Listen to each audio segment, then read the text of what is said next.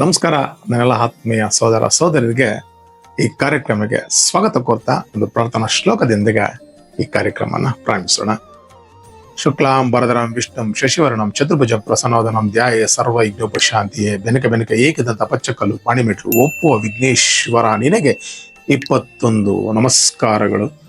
ಗುರುಬ್ರಹ್ಮ ಗುರು ವಿಷ್ಣು ಗುರುದೇವೋ ಮಹೇಶ್ವರ ಗುರು ಸಾಕ್ಷಾತ್ ಪರಬ್ರಹ್ಮ ತಸ್ಮೈ ಶ್ರೀ ಗುರುವೇ ನಮಃ.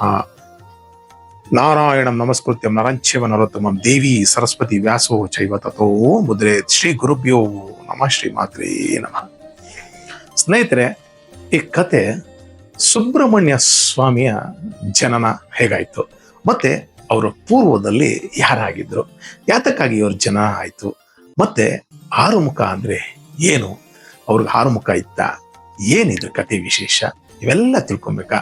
ಈ ನನ್ನ ಕತೆನ ಎಲ್ಲೂ ಸ್ಕಿಪ್ ಮಾಡಿದ್ರೆ ಕೊನೆಯವರೆಗೂ ನೋಡಿದ್ರೆ ಯಾತಕ್ಕಾಗಿ ಏನು ಪ್ರತಿಯೊಂದು ವಿಚಾರ ನಿಮಗೆ ಗೊತ್ತಾಗುತ್ತೆ. ಸುಬ್ರಹ್ಮಣ್ಯ ಸ್ವಾಮಿ ಹುಟ್ಟಲು 2 ಪ್ರಮುಖ ಕಾರಣ. ಒಂದು, ಅಲ್ಲಿವರೆಗೂ ದೇವತೆಗಳನ್ನ ಮುಂದೆ ನಿಂತು ಶಕ್ತಿಯುತವಾಗಿ ನಡೆಸುವಂತ ಒಂದು ಭಯಂಕರ ಶಕ್ತಿ, ಮಹಾಶಕ್ತಿಯ ಸ್ವರೂಪ, ಮತ್ತೆ ಭಗವಾನ್ ಶಂಕರರ ಅಂಶ ಬೇಕಾಗಿತ್ತು. ಹಾಗಾಗಿ ಒಂದು ಸುಬ್ರಹ್ಮಣ್ಯ ಸ್ವಾಮಿಗೆ ಅವತಾರವಾಗಿ ಬಂತು. ಮತ್ತೊಂದು ಕಾರಣ ಏನಪ್ಪಾ ಅಂದ್ರೆ, ಅಲ್ಲಿವರೆಗೂ ಯಾರೂ ಜಯಿಸ್ಲಿಕ್ಕಾಗದಿರುವಂತ ಒಬ್ಬ ಭಯಂಕರ ರಾಕ್ಷಸ ಇಲ್ಲ, ಅವನೇ ತಾರಕಾಸುರ.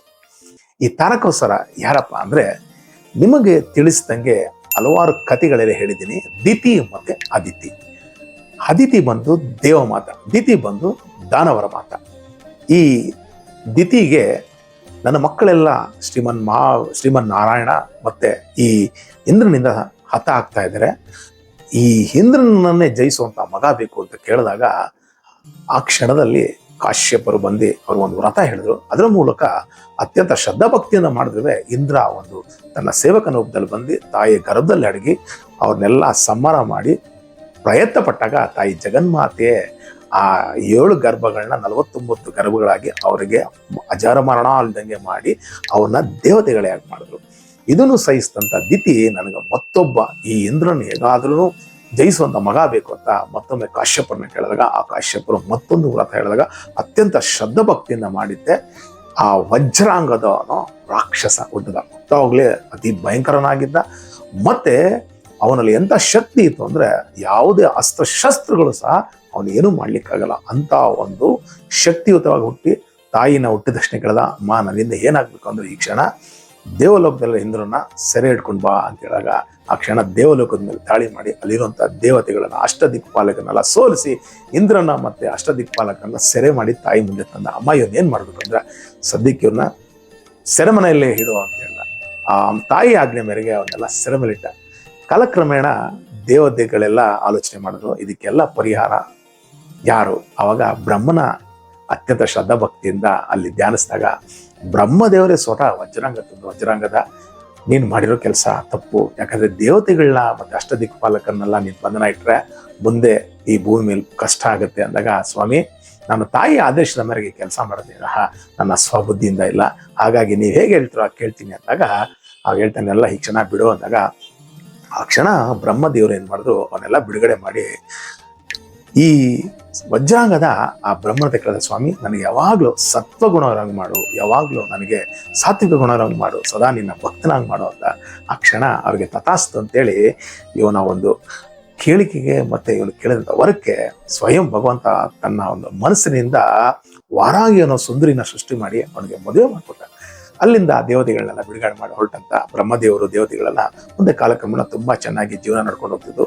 ಒಂದು ದಿನ, ಯಾಕಂದ್ರೆ ಆ ಬ್ರಹ್ಮದೇವರು ಸೃಷ್ಟಿ ಮಾಡಿದಂಥ ಸಮಯ ಈ ವರಾಂಗಿನ ತಮೋಗುಣವಾಗಿತ್ತು. ಹಾಗಾಗಿ ಇವಳಿಗೊಂದು ಕೋರಿಕೆ ಇತ್ತು, ಈ ದೇವತೆಗಳನ್ನ, ಈ ಶ್ರೀಮನ್ನಾರಾಯಣ ಎಲ್ಲರನ್ನೂ ಹಗಲು ರಾತ್ರಿ ನಿದ್ರೆಗಿಡಿಸುವಂತ ನನಗೆ ಮಗ ಬೇಕು ಅಂತ ಆಲೋಚನೆ ಮಾಡಿ ಗಂಡನ ಕೇಳಿದ್ರು, ನನಗೊಂದು ವರ ಕೊಡ್ತೀರಾ ಅಂತೇಳಿ.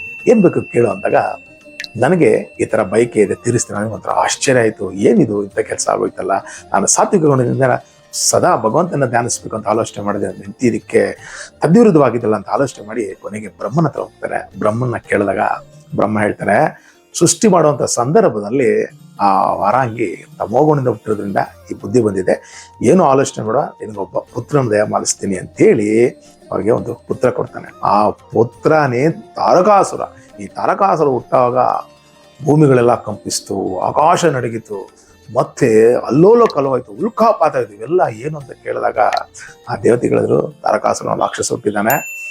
ಆ ರಾಕ್ಷಸ ಬ್ರಹ್ಮನ ಕುತ್ಕೊಂಡು ವಿಭಿನ್ನವಾಗಿ ತಪಸ್ಸು ಮಾಡಿದ. 1000 ವರ್ಷ ಹೆಬ್ಬೆಟ್ಟಿನ ಮೇಲೆ ನಿಂತ್ಕೊಂಡು, 1000 ವರ್ಷ ಆ ಅಗ್ನಿಯಲ್ಲಿ ನಿಂತ್ಕೊಂಡು, 1000 ವರ್ಷ ಮರದ ಮೇಲೆ ನಿಂತ್ಕೊಂಡು ಬಹಳ ಘೋರವಾಗಿ ತಪಸ್ಸು ಮಾಡಿ ಬ್ರಹ್ಮನ್ನ ಹೊಲಿಸಿ ಕೇಳ್ದ, ಬ್ರಹ್ಮ ನನಗಂತೂ ನೀನು ಮರಣವಾಗ್ದಿರೋಂಥ ವರ ಕೊಡೋಕ್ಕಾಗಲ್ಲ, ಅದು ನಾನು 2 ವರ ಕೇಳ್ತೀನಿ ಕೊಡು. ಒಂದು, ಎಲ್ಲ ದೇವತೆಗಳು ನಾನು ಜಯಿಸ್ಬೇಕು, ಮತ್ತೊಂದು ನನಗೆ ಮರಣ ಬರಬೇಕಂದ್ರೆ ಶಿವನ ವೀರ್ಯದಲ್ಲಿ ಹುಟ್ಟುವಂಥ ಒಂದು ಗಂಡು ಮಗು ಅವನಿಗೆ 6 ದಿನ ಆಗಿರಬೇಕು, ಅವನಿಂದ ಮಾತ್ರ ನನಗೆ ಸಂಹಾರ ಆಗಬೇಕು ಅಂತಾನೆ. ಬ್ರಹ್ಮದೇವರು ನಗುತ್ತಾ ಅವನಿಗೆ ತಥಾಸ್ತು ಅಂತ ಹೇಳಿ ಅಲ್ಲಿಂದ ಮಾಯ ಆಗ್ತಾನೆ. ಮುಂದೆ ಅವನು ದೇವತೆಗಳನ್ನೆಲ್ಲ ಜಯಿಸಿ ಅಲ್ಲಿ ಎಲ್ಲ ತನ್ನ ರಾಕ್ಷಸರನ್ನ ಇಟ್ಟು ರಾಜಮಹಾರಾಷ್ಟ್ರ ಮಾಡ್ದ. ಅಷ್ಟೊತ್ತಿಗೆ ಈ ದೇವತೆಗಳೆಲ್ಲ ಏನ್ ಹಿಂಗಾಗೋಯ್ತು ಅಂತೆಲ್ಲ ಆಲೋಚನೆ ಮಾಡಿ ಮತ್ತೆ ಬ್ರಹ್ಮನ ಹತ್ರ ಕೇಳಿದಾಗ ಬ್ರಹ್ಮ ಹೇಳಿದ್ರು, ಈ ಕ್ಷಣ ಪಾರ್ವತಿ ಪರಮೇಶ್ವರರು ಸಂಯೋಗದಲ್ಲಿದ್ದಾರೆ, ಈ ಕ್ಷಣ ನೀವು ಕೇಳಿದ್ರೆ ತಪ್ಪಾಗತ್ತೆ, ಹೋಗ್ಬೇಡಿ ಅಂದ. ಆದ್ರೆ ದಿನೇ ದಿನೇ ಈ ತಾರಕಾಸುರನ ಒಂದು ಹಾವಳಿ ಜಾಸ್ತಿ ಆಗಿತ್ತು. ಯಾಕಂದ್ರೆ ತಾರಕಾಸುರ ವರ ಕೇಳೋದಕ್ಕೆ ಒಂದು ಕಾರಣ ಇದೆ. ಸತೀದೇವಿ ದಾನ ಆದ್ಮೇಲೆ ಪರಮಾತ್ಮ ಇನ್ನು ಮದುವೆ ಮಾಡ್ಕೊಂಡಿರ್ಲಿಲ್ಲ. ಆ ಮದುವೆ ಕಾಲಕ್ರಮೇಣ ತಾರಕಾಸುರ ಹುಟ್ಟಿದ ಮೇಲೆ, ಇವನು ದೇವತೆಗಳನ್ನ ಸೋಲಿಸಿದ ಮೇಲೆ ಗಿರಿಜನ ಮದುವೆ ಆದ್ಮೇಲೆ ಇವನು ಆಲೋಚನೆ ಮಾಡ್ದ ಅದು ಆಗದೆ ಇರೋ ಕೆಲಸ ಅಂತ. ಆದ್ರೆ ಪರಮಾತ್ಮನ ಇಚ್ಛೆನೆ ಬೇರೆ. ಯಾಕಂದ್ರೆ ಸರ್ವವನ್ನು ಬಲ್ಲವನು ಇವನು ಮುಂದೆ ಏನಾಗ್ತಾನೆ, ಮುಂದೆ ಏನ್ ಕೇಳ್ತಂತ ಗೊತ್ತಿದ್ದೆ ಪರಮಾತ್ಮ ಸ್ವಯಂ ಗಿರಿಜಾ ಕಲ್ಯಾಣ ಮಾಡಿಕೊಂಡು ಸಂಯೋಗದಲ್ಲಿದ್ದಾಗ ಈ ದೇವತೆಗಳಿಗೆ ಆತಂಕ ಮಾಡಿ ಅವ್ರು ಮಾಡಿದಂಥ ತಪ್ಪು ಏನಪ್ಪಾ ಅಂದ್ರೆ, ಈ ಅಗ್ನಿನ ಅವರು ಈ ಕೈಲಾಸದಲ್ಲಿ ಸಂಯೋಗದಲ್ಲಿರುವಂಥ ಸಂದರ್ಭದಲ್ಲಿ, ಏಕಾಂತದಲ್ಲಿರೋ ಸಂದರ್ಭದಲ್ಲಿ ಈ ಅಗ್ನಿನ ಪಾರಿವಾಳ ರೂಪದಲ್ಲಿ ಕಳಿಸ್ಕೊಟ್ರು. ಆ ಪಾರಿವಾಳ ರೂಪದಲ್ಲಿ ಹೋಗಿ ಅವರು ಸಂಯೋಗವಾಗಿದ್ದ ನೋಡಿ ಈ ಪರಮಾತ್ಮ ಏನ್ ಮಾಡ್ದ, ಈ ಅಗ್ನಿಗೆ ಆ ಕ್ಷಣ ಶಾಪ ಮತ್ತೆ ವರ 2 ಕೊಟ್ಟ. ಏನಪ್ಪಾ ಅಂದ್ರೆ, ಏನೋ ಅಗ್ನಿ, ನಾವು ಏಕಾಂತದಲ್ಲಿ ಬರೋದೇ ದೊಡ್ಡ ತಪ್ಪು, ಆದ್ರೂ ನೀವು ಬಂದಿದ್ದೆ. ಯಾವಾಗ ಇರೋದನ್ನ ಹೇಳ್ದ ಸ್ವಾಮಿ, ತಾರಕಾಸುರನ ಅಟ್ಟಹಾಸ ಮಿತಿ ಮೀರ್ತಾ ಇದೆ, ದೇವತೆಗಳೆಲ್ಲ ದಿಕ್ಕಾಪಾಲಾಗಿದ್ದಾರೆ, ಇದಕ್ಕೆ ನೀವೇ, ಯಾಕಂದ್ರೆ ನಿನ್ನಲ್ಲಿ ಬರುವಂತ ವೀರ್ಯದಿಂದಾಗ್ಲಿ ಅವನಿಗೆ ಸಾವು ಅಂದಾಗ ಆ ಕ್ಷಣ ನೀನ್ ಬಂದಿದ್ಯಾ, ನಿನಗೆ ವರ ಮತ್ತೆ ಶಾಪ 2 ಕೊಡ್ತೀನಿ. ವರ ಏನಪ್ಪಾ ಅಂದ್ರೆ, ಈ ನನ್ನ ವೀರ್ಯನ ನೀನು ಬರ್ಸೋ ತಾಕತ್ತಿದ್ಯಾ ತಗೋ ಅಂತೇಳಿ ಸ್ವಾಮಿ ವೀರ್ಯನು ಕೊಡ್ತಾನೆ. ಇವನು ಏನ್ ಮಾಡ್ತಾನೆ, ಆ ವೀರ್ಯನು ಬರ್ಲಿಸಿಕ್ಕಾಗದೆ ಎಲ್ಲಾ ದೇವತೆಗಳಿಗೂ ತಗೊಂಡು ಕೊಡ್ತಾನೆ. ಯಾರು ಸ್ವಾಮಿ ವೀರ್ಯನ ಬರ್ಸಕ್ಕಾಗತ್ತೆ? ಖಂಡಿತ ಯಾರು ತಡ್ಕೊಳ್ಳುವಂತ ಅಂತ ಅಗ್ನಿ. ಆದ್ರೆ ಅಗ್ನಿ ಅಷ್ಟಮೂರ್ತಿಗಳಲ್ಲಿ, ಶಿವನ ಅಷ್ಟಮೂರ್ತಿಗಳು ಒಂದು ಮೂರ್ತಿ ಸ್ವಯಂ ಈಶ್ವರ, ಇವರೇ ಅಗ್ನಿ ಆಗಿದೆ. ಹಾಗಾಗಿ ಅವರಲ್ಲಿ ಒಂದು ಸ್ವಲ್ಪ ಆಯ್ತು. ಮಿಕ್ಕದನ್ನ ಏನ್ ಮಾಡಿದ್ರು, ದೇವತೆಗಳು ತಡಿಲಿಕ್ಕಾಗದೆ ಗಂಗೆ ಮೇಲೆ ಹಾಕಿದ್ರು, ಅದಾದ್ಮೇಲೆ ಭೂಮಿ ಮೇಲೆ ಹಾಕಿದ್ರು. ಆ ಭೂಮಿ ಮೇಲೆ ಹುಟ್ಟಿದ್ದೆ ಈ ಧಾತುಗಳು, ಚಿನ್ನ, ಬೆಳ್ಳಿ, ಮತ್ತೆ ಈ ತಾಮ್ರ, ಕಬ್ಬಿಣ, ಕೊನೆಗೆ ಸೀಸ ಎಲ್ಲ ಭೂಮಿ ಮೇಲೆ ಹುಟ್ಟಿದ್ರಿಂದ ಈ ಪಾರ್ವತಿ ದೇವಿ ಏನ್ ಮಾಡೋದು, ಇದನ್ನ ನೋಡಿ ಸಹಿಸದೆ ದೇವತೆಗಳಿಗೆಲ್ಲ ಶಾಪ ಕೊಟ್ರು. ಅಲ್ಲಿವರೆಗೂ 33,000 ಕೋಟಿ ದೇವತೆಗಳಿದ್ದ ಗಣ ಅಲ್ಲಿಂದ ಮತ್ತೆ ಹೆಚ್ಚಿಗೆ ಆಗ್ಲೇ ಇಲ್ಲ. ಅವ್ರಿಗೆಲ್ಲ ನಿಮ್ಗೆಲ್ಲ ಮಕ್ಕಳಾಗದೇ ಇಲ್ಲ ಅನ್ನೋ ಶಾಪ ಕೊಟ್ಲು. ಭೂದೇವಿಗೂ ಒಂದು ಶಾಪ ಕೊಟ್ಲು, ನೀನು ನನ್ನ ಶಿವನ ವೀರ್ಯನ ಧರಿಸಿರೋದ್ರಿಂದ ನಿನಗೆ ಭೂಮಿ ಮೇಲೆ ಆಳೋರೆಲ್ಲ ಭೂಪತಿಗಳಾಗ್ಲಿ. ಅಂದ್ರೆ ತಂದೆನೋ ಆಳ್ತಿದ್ದ, ಮಗನೋ ಆಳ್ತಿದ್ದ, ಕೊನೆಗೆ ಮೊಮ್ಮಗನೋ ಆಳ್ತಿದ್ದ. ಹಾಗಾಗಿ ಮತ್ತೆ ಅಗ್ನಿಗೂ ಒಂದು ಶಾಪ ಕೊಟ್ಲು. ಅಲ್ಲಿವರೆಗೂ ಬರೀ ಅಗ್ನಿ ಹೋಮ ಯಜ್ಞ ಹವನಗಳ ಮಾತ್ರ ತಗೊಳ್ತಿದ್ದ ವಿನಃ ಇನ್ನು ಮೇಲೆ ಸರ್ವಭಕ್ಷನಾಗುವಂತ ತಾಯಿ ಪಾರ್ವತಿ ದೇವಿ ಶಾಪ ಕೊಟ್ಲು. ಹಾಗಾಗಿ ಅವನು ಸರ್ವಭಕ್ಷಕನಾದ. ಅಲ್ಲಿಂದ ಮುಂದೆ ಈ ಅಗ್ನಿ ಏನ್ ಮಾಡ್ದ, ಆ ಸ್ವಾಮಿಯ ವೀರ್ಯದ ತಪೋ ತಡಿಲಿಕ್ಕಾಗದೆ ಕೊನೆಗೆ ಆಲೋಚನೆ ಮಾಡಿ ಗಂಗೆ ಹತ್ರ ಬಂದ. ಆ ಗಂಗೆಗೆ ಕೇಳ್ಕೊಂಡಾಗ ಆ ಸಮಯದಲ್ಲಿ 7 ಋಷಿಗಳ ಹೆಂಡತಿಯರು 7 ಜನ, ಆದರೆ ಅದರಲ್ಲಿ ಒಬ್ಬರು ಮಾತ್ರ ಬರಲಿಲ್ಲ, ಅವರು ಅರುಂಧತಿ. ಯಾಕಂದ್ರೆ ಶಿವನ ಆಶೀರ್ವಾದ ಇತ್ತು. ಶಿವನ ಆಶೀರ್ವಾದ ಏನಪ್ಪಾ ಅಂದ್ರೆ, ಯಾರು ನನ್ನನ್ನ ಕೆಟ್ಟ ದೃಷ್ಟಿಯಿಂದ ನೋಡ್ತಾರೋ ಅವರು ನಪುಂಸಕರಾಗ್ಲಿ ಅಂತ ಶಿವ ಆಶೀರ್ವಾದ ಕೊಟ್ಟರು. ಹಾಗಾಗಿ ಅರುಂಧತಿ ಅಮ್ಮ ಬರಲಿಲ್ಲ. ಮಿಕ್ಕಿದ 6 ಜನ ಬೆಳಿಗ್ಗಿನ ಜಾವ ಹೇಳಿದ್ರು, ಅರುಂಧತಿ ಹೋಗ್ಬೇಡಿ, ಈಗ ಗಂಗೆ ತುಂಬ ಚಳಿಲಿರ್ತಾಳೆ. ನಾವು ಹೋದಾಗ ಅಲ್ಲಿ ಅಚಾತುರ್ಯ ನಡೆಯುತ್ತೆ ಅಂತ ಯಾರು ಹೇಳ್ದೆ ಕೇಳದೆ ಇವರೆಲ್ಲ 6 ಜನ ಹೋದಾಗ ಆ ಕ್ಷಣ ಈ ಅಗ್ನಿಗೂ ಒಂದು ಆಸೆ ಇತ್ತು, ಈ ಸಪ್ತ ಋಷಿಗಳ ಹೆಂಡತಿದಿರನ್ನ ಮೋಹಿಸಿ ಅವ್ರ ಜೊತೆ ಕಾಮಿಸ್ಬೇಕು ಅಂತ. ಇದನ್ನ ತಿಳಿದಂತ ಸ್ವಯಂ ಸ್ವಾಹಾದೇವಿ, ಯಾರು ಅಗ್ನಿದೇವನ ಹೆಂಡತಿ, ಎಲ್ಲಿ ಅವರು ನನ್ನ ಅಗ್ನಿದೇವ ತಪ್ಪು ಮಾಡಿಬಿಟ್ರೆ ಈ ಸಪ್ತ ಋಷಿಗಳಿಗೆ ಶಾಪಗ್ರಸ್ತನಾಗ್ತಾನೆ ಅಂತ ಹೇಳಿ ಅದನ್ನ ಅಲ್ಲೇ ತಡೆದೆ ಅವ್ರ ರೂಪದಲ್ಲಿ ಸ್ವಯಂ ದೇವಿನೇ ಅದಿರ್ತಾರಲ್ಲ ಆಹ್ವಾನ ಮಾಡಿಕೊಂಡ್ಲು. ಅವಾಗ ಇವನೇನು ತಿಳ್ಕೊಂಡ್ರು, ಅಗ್ನಿದೇವ ತನ್ನಲ್ಲಿರುವಂತ ಶಿವ ಹಿರಿಯನ ಅವನ್ನೆಲ್ಲ ಸರಿಸ್ತಾ, ಅಂದ್ರೆ ಇವನೇನ್ ತಿಳ್ಕೊಂಡ ನಾನು ಸಪ್ತ ಋಷಿಗಳನ್ನ ಹೆಂಡತಿಯರ ಜೊತೆ ಇದ್ದೆ ಅಂತ. ಆದ್ರೆ ಸ್ವಯಂ ಸ್ವಾಹಾದೇವಿನೇ ಅವ್ರ ರೂಪ ತಿಳ್ಕೊಂಡು ಅದನ್ನ ಬರ್ಸಿದ್ರು. ಮುಂದೆ ಏನಾಯ್ತು, ಕಾಲಕ್ರಮೇಣದಲ್ಲಿ ಅಲ್ಲಿ ಶಿಶುವಿನ ಜನನ ಆಯ್ತು. ಅವನೇ ಕಾರ್ತಿಕೇಯ. 6 ಶಿಶುಗಳಾಗಿ ಜನಿಸ್ತು. 6 ಶಿಶುಗಳಿಗೆ ಹಾಲು ಕೊಡ್ಬೇಕಲ್ಲ, ಯಾರು ಕೊಡೋದು? ಆವಾಗ ಇದೇ ಸಪ್ತ ಮಾತೃಕೆಯರು ಅಂದ್ರೆ ಸಪ್ತ ಋಷಿಗಳೆಂದು ಸಪ್ತ ಮಾತೃಕರೇ ಆಗಿ ಈ ಸುಬ್ರಹ್ಮಣ್ಯ ಸ್ವಾಮಿಗೆ ಹಾಲು ಉಂಡಿಸ್ತಾರೆ. ಕೇಳೋ ಒಂದು ಮಾತು ಕೇಳಿದ್ರು, ನಾವು ಇವನಿಗೆ ಮಾತೆಯರಾಗೋದ್ರಿಂದ ಮಾತ್ರ ಹಾಲು ಕುದಿಸ್ತಿರ್ತಾರೆ. ಅದಕ್ಕೆಲ್ಲ ದೇವತೆಗಳು ತಥಾಸ್ತು ಅಂದಾಗ ಇವರೇ ಸಪ್ತ ಮಾತೃಕೆಯರಾಗಿ ಅವಾಗಲೇ ಕಾರ್ತಿಕೇಯ ಅನ್ನೋ ಹೆಸರು ಇವ್ರಿಗೆ ಬಂತು. ಅದಾದ್ಮೇಲೆ ಗಂಗೆ ಎತ್ಕೊಂಡಿಲ್ಲಲ್ಲ, ಆ ಗಂಗೆ ಬರ್ಸಿದ್ರಿಂದ ಆಯಮ್ಮನಿಗೂ ಸ್ಕಂದ ಅನ್ನೋ ಹೆಸರು ಬಂತು. ಇನ್ನು ಸರವಣ ಭವ ಬೀಜಾಕ್ಷರ ಸಾಕ್ಷಾತ್ ಜಗಜ್ಜನಿಯಾದ ಮಹಾಶಕ್ತಿಯಾದ ಪಾರ್ವತೀ ದೇವಿಯ ಸರವಣ ಅಂದ್ರೆ ಜಗನ್ಮಾತೆ, ಭವ ಅಂದ್ರೆ ಹಾಗಾಗಿ ಸರವಣ ಭವ ಇದು ಬೀಜಾಕ್ಷರಿ ಮಂತ್ರ. ಹೀಗಾಗಿ ಅವರ ಜನನವಾಯಿತು. ಇನ್ನು ಮುಂದೆ ಇವರು ಪೂರ್ವದಲ್ಲಿ ಏನಾಗಿದ್ರು? ಇವರು ಪೂರ್ವದಲ್ಲಿ ನಿಮಗೆ ತಿಳಿದಂಗೆ ಹಿರಣ್ಯಕಶಿಪುನ ದ್ವಾರಪಾಲಕರಾಗಿ ನಿಂತಿದ್ದಂತನ್ನ 4 ಜನ ಸನಕನಂದ, ಸನತ್ ಸುಜಾದ, ಸನತ್ ಕುಮಾರ ಅನ್ನೋ 4 ಜನ ಅವರಿಗೆ ಶಾಪ ಕೊಟ್ಟಿದ್ದ. ಅದರಲ್ಲಿ ಒಬ್ರು ಈ ಸನಕನಂದ. ಈ ಸನಕಾನಂದ ಒಮ್ಮೆ ಬ್ರಹ್ಮದೇವರ ಮಾನಸ ಪುತ್ರರಾಗಿದ್ದಾಗ ಅದಕ್ಕೊಂದು ಕನಸು ಬಂತು. ದೇವತೆಗಳೆಲ್ಲ ಇವ್ರನ್ನ ನಾಯಕರಾಗಿ ಮಾಡಿದ್ರು, ಮತ್ತೆ ರಾಕ್ಷಸನಿಗೆ ಓಡೋಣಂತ ಕನಸು ಬಂತದ್ದು.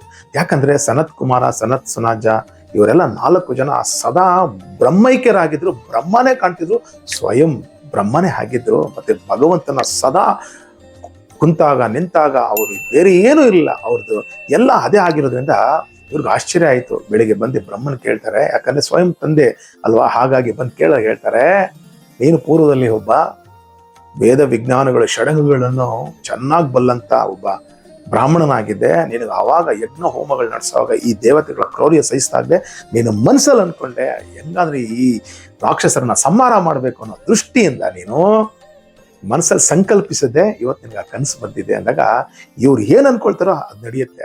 ಇದನ್ನ ಅರಿತಂತ ಪರಮೇಶ್ವರ ಆ ಕ್ಷಣ ಆ ಜಾಗಕ್ಕೆ ಬಂದು ನೋಡ್ದ. ಆದ್ರೆ ಸನತ್ ಕುಮಾರ ಆ ಕ್ಷಣ ದಿವ್ಯ ಧ್ಯಾನದಲ್ಲಿದ್ದರು. ಇದನ್ನ ನೋಡಿದಂತ ಈಶ್ವರರಿಗೆ ಪರೀಕ್ಷೆ ಮಾಡ್ಬೇಕು ಅಂತ, ನಾನು ಸ್ವಯಂ ಶಿವ ಪಾರ್ವತಿ ಬಂದಿದ್ದೀನಿ, ನಮ್ಮನ್ನ ನಮಸ್ಕರಿಸ್ಕೊಳ್ಳೋ. ಯಾರು ಶಿವ, ಯಾರು ಅಹಂ ಬ್ರಹ್ಮಾಸ್ಮಿ, ನಾನೇ ನೀನು ನೀನೇ ನಾನು. ನಿಜ, ಯಾಕಂದ್ರೆ ಸ್ವಯಂ ಪರಮಾತ್ಮನ ಸ್ವರೂಪ ಅಲ್ಲಿದೆ ಅಂದಾಗ ಅದಕ್ಕೆ ನಾವು ನಮಸ್ಕಾರ ಮಾಡ್ತೀವ? ಇಲ್ಲ. ಆದ್ರೆ ಇವನು ಹೇಳ್ದ, ನಾನು ಯಾಕೆ ನಮಸ್ಕಾರ ಮಾಡ್ಬೇಕು, ನಾನೇ ನೀನು ನೀನೇ ನಾನು. ಹಾಗಾದ್ರೆ ನನಗೊಂದು ವರ ಕೊಡು ಅಂತ ಹೇಳ್ತಾರೆ. ನಾನು ಯಾಕೆ ವರ ಕೊಡ್ಬೇಕು ನಿನಗೆ ಹೇಳ್ತಾರೆ. ಆಕ್ಚುಲಿ ಇದು ಬರುತ್ತೆ, ವರ ಕೊಟ್ಟಿರ್ತಾರೆ. ಯಾಕಂದ್ರೆ ನೀನು ನನ್ನ ಮಗನಾಗ ಬಾ ಅಂತ ಸ್ವಯಂ ಈಶ್ವರ ಕೇಳಿರ್ತಾರೆ. ಹಾಗಾಗಿ ಈ ಸನತ್ ಕುಮಾರ ಆಯ್ತು, ನಾನು ನಿನಗೆ ಮಾತ್ರ ಮಗನಾಗಿ ಬರ್ತೀನಿ ಅಂತ ಹೇಳಿರ್ತಾನೆ. ಯಾಕಂದ್ರೆ ಶಿವನ ವೀರ್ಯದಿಂದ ಹುಟ್ಟಬೇಕು. ಯಾಕಂದ್ರೆ ಪರಮಾತ್ಮ ಮೊದಲೇ ಬಲ್ಲಿದ್ದ. ಯಾಕಂದ್ರೆ ಈ ತರಕಾಸುರ ಬರ್ತಾನೆ, ಇವನಿಂದ ದೇವತೆಗಳಿಗೆ ಕಷ್ಟ ಆಗುತ್ತೆ, ಇವನ ಸಂಹಾರ ಮಾಡೋದಕ್ಕೆ ಸನತ್ ಕುಮಾರಸ್ವಾಮಿಯಾಗಿ ಬರ್ಬೇಕು ಅಂತ. ಹಾಗಾಗಿ ಸಾಕ್ಷಾತ್ ಸನತ್ ಕುಮಾರನೇ ಮುಂದೆ ಸುಬ್ರಹ್ಮಣ್ಯ ಅವತಾರ ತಳ್ಕೊಂಡು ಬರೋದಕ್ಕೂ ಇದು ಒಂದು ಕಾರಣ.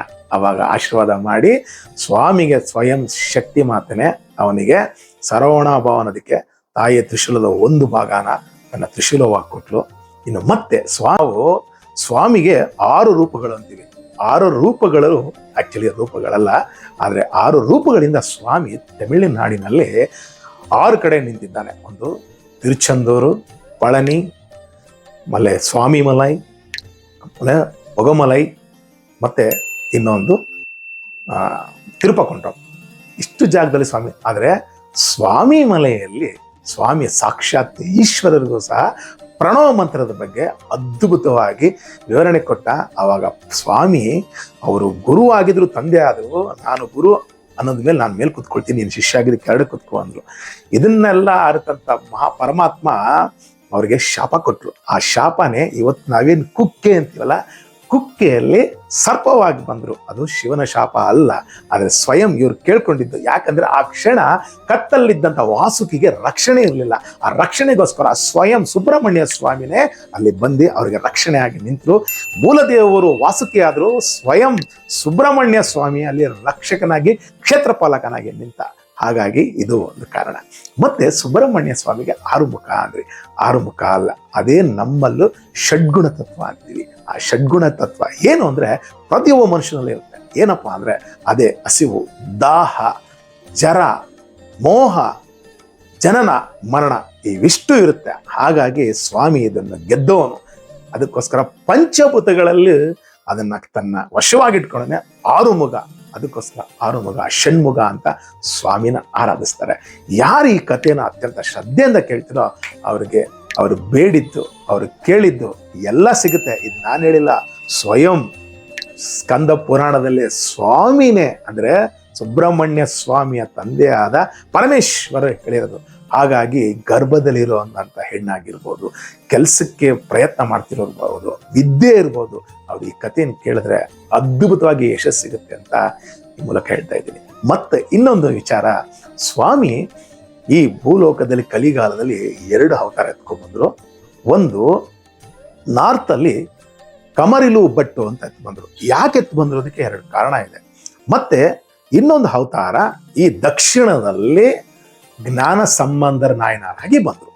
ಕಮರಿಲು ಬಿಟ್ಟು ಯಾಕೆ ಅಲ್ಲಿ ಎತ್ತು ಬಂದರು ಅಂದ್ರೆ ಆ ಸಂದರ್ಭದಲ್ಲಿ ಬೌದ್ಧ ಮತ ಬಹಳ ಪ್ರಸಿದ್ಧಿ ಆಗಿತ್ತು. ಅದನ್ನ ಹೇಗಾದರೂ ನಾಶ ಮಾಡಬೇಕು, ನಮ್ಮ ಹಿಂದೂ ಮತನ ಜಯಿಸಬೇಕು, ಈ ವೇದಾಂಗಗಳನ್ನ ನಿಲ್ಲಿಸ್ಬೇಕು ಅನ್ನೋ ಕಾರಣಕ್ಕೋಸ್ಕರ ಅಲ್ಲಿ ಬಂದು ಅಲ್ಲೂ ಸಹ ಅಲ್ಲಿರೋನೆಲ್ಲ ಓಡಿಸಿದ್ರು.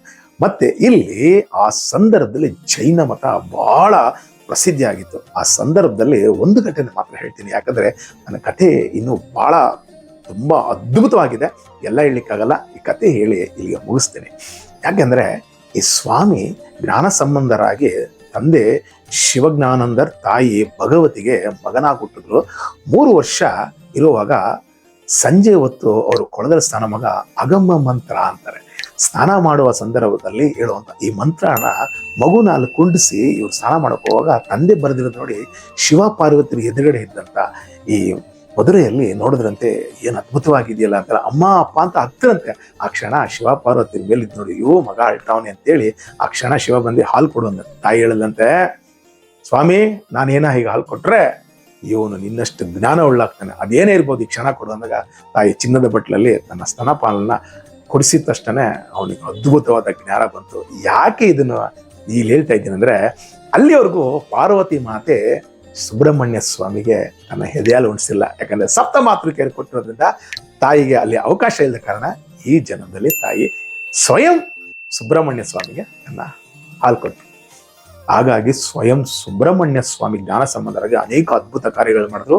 ಆ ಸಂದರ್ಭದಲ್ಲಿ ಮಧುರೆ ಮೀನಾಕ್ಷಿ ದೇವಸ್ಥಾನನೇ ಕ್ಲೋಸ್ ಮಾಡಿಸಿದ್ರು. ಈ ಜೈನ ಸಂಪ್ರದಾಯ ಹೆಚ್ಚಿಸ್ಬೇಕು ಅನ್ನೋ ಕಾರಣಕ್ಕೋಸ್ಕರ ಜ್ಞಾನ ಸಂಬಂಧರ ಊರಿಗೆ ಬಂದಾಗ ಅವ್ರ ಮನೆಗೆ ಬೆಕ್ಕಿಟ್ರು. ಆ ಸಮಯದಲ್ಲಿ ಸ್ವಯಂ ಸುಬ್ರಹ್ಮಣ್ಯ ಸ್ವಾಮಿ ಜ್ಞಾನ ಸಂಬಂಧರ ಈಶ್ವರನ ಅಭಿವ್ಯಕ್ತ ಮಂತ್ರಣ, ಅಘೋರ ಮಂತ್ರಣ ಪ್ರಯೋಗಪಡಿಸಿ ಆ ರಾಜನಿಗೆ ಮೈಯೆಲ್ಲ ಉರಿ ಬರೋಂಗ್ ಮಾಡಿದ್ರು, ಬುದ್ಧಿ ಕಲಿಬೇಕು ಅಂತೇಳಿ. ಆದರೆ ಈ ಜೈನ ಮತದಲ್ಲಿ ಏನ್ ಮಾಡಿದ್ರು, ಏನೇನೋ ಪ್ರಯತ್ನ ಮಾಡಿದ್ರು, ಆಗ್ಲಿಲ್ಲ. ಕೊನೆಗೆ ಡಂಗೂರ ಸಾರಿದ್ರು. ಯಾರು ನನ್ನ ಮೈ ಮೇಲಿರುವಂತ ಈ ಬೆಂಕಿನ ಆರಿಸ್ತಾರೋ, ಉರಿನ ಆರಿಸ್ತಾರೋ, ಆ ಒಂದು ನಾನು ಪಂಥನ ಸೇರ್ಕೊಳ್ತೀನಿ, ಆ ಒಂದು ಜನಾಂಗನ ಸೇರ್ಕೊಳ್ತೀನಿ ಅಂದಾಗ ಸ್ವಯಂ ಜ್ಞಾನ ಸಂಬಂಧರ ಹೆಂಡತಿ ರಾಜನ ಹೆಂಡತಿ ಇದ್ರು, ಅವರು ಜ್ಞಾನ ಸಂಬಂಧರ ಬಗ್ಗೆ ಗೊತ್ತಿತ್ತು. ಹಾಗಾಗಿ ದೈವಭಕ್ತಗಳಿಂದ ಅವ್ರನ್ನ ಕರೆಸ್ರಿ ಅಂತ ಕರೆಸಿದಾಗ ಆಗ್ಲೂ ಒಪ್ಲಿಲ್ಲ ಜೈನರು. ಏನ್ ಮಾಡಿದ್ರು, ಅರ್ಧ ಭಾಗ ಜೈನರು ಏನ್ ಮಾಡಿದ್ರು, ಅವರು ಮಂತ್ರಗಳು ಅಭಿಸ್ತಾ ಇದ್ರು, ಇನ್ನು ಅರ್ಧ ಇವ್ರು ನಿಂತ್ಕೊಂಡಿದ್ರು. ಶಿವನ ಅದ್ಭುತವಾಗಿ ನೆನೆಸಿ ಪಟ್ಟಿ ಆ ಸ್ವಾಮಿಯ ತ್ರಿಪುಂಡಕ್ಕೆ ಇಡ್ತಿದ್ದಂಗೆ ಅರ್ಧ ದೇಹದಲ್ಲಿದ್ದಂತ ಶಮನ ಆಯ್ತು. ಆದ್ರೆ ಇನ್ನು ಅರ್ಧದಲ್ಲಿ ಉರಿ ಜಾಸ್ತಿ ಆಯ್ತು. ಇದಕ್ಕೂ ಸಹ ಸಹಿಸ್ತಾ ಆದಾಗ ಕೊನೆಗೆ ರಾಜ ನನಗೆ ನರಕ ಸಂಭವಿಸ್ತಾ ಇದೆ, ದಯವಿಟ್ಟು ಕಾಪಾಡಿ ಅಂದಾಗ ಮತ್ತೆ ಜ್ಞಾನ ಸಂಬಂಧರ ಅದಕ್ಕೆ ಪಟ್ಟಿ ಮತ್ತೆ ತ್ರಿಪುಂಡ ಕೈಟ್ ಮೇಲೆ ಸಂಪೂರ್ಣ ಗುಣ ಅದು. ಆದರೂ ಸಹಿಸಿದಂಥ ಈ ಜೈನರು ಏನು ಮಾಡಿದ್ರು, ಮತ್ತೊಮ್ಮೆ ನಿಮ್ಮ ವೇದಾಂಗಗಳು ನಿಜವಾಗಿದ್ದರೆ ವೈದೇಹಿ ನದಿಯಲ್ಲಿ ನಿಮ್ಮ ವೇದಗಳನ್ನ ಹಾಕಿ, ನಾವು ನಮ್ಮ ಪುರಾಣಗಳನ್ನ ಹಾಕ್ತೀವಿ ಅಂದಾಗ ಹಾಕೋದು. ಆದರೆ ವೈದೇಹಿ ನದಿಯಲ್ಲಿ ಅವ್ರದ್ದೆಲ್ಲ ಕೊಚ್ಕೊಂಡೋಯ್ತು. ಆದರೆ ನಮ್ಮ ಪುರಾಣಗಳು ಮತ್ತು ವೇದಗಳು ಸ್ವಾಮಿಯ ಶಿಖರದಲ್ಲಿ ಬಂದ ಹಾಗೆ ನಿಂತ್ಕೊಂಡು ಎಲ್ಲರಿಗೂ ಅದ್ರ ಬಗ್ಗೆ ಪ್ರಸ್ತುತಪಡಿಸ್ತು. ನೋಡಿ ಎಲ್ಲರೂ ಭಾಳ ಖುಷಿ ಆಗ್ಬಿಟ್ಟು ಅವತ್ತು ಹೋದಂಥ ಆ ಜೈನರು ಮತ್ತೆ ಅದ್ರ ಬಗ್ಗೆ ಪ್ರಸ್ತಾಪಿಸಕ್ಕೆ ಕೊಡಲಿಲ್ಲ.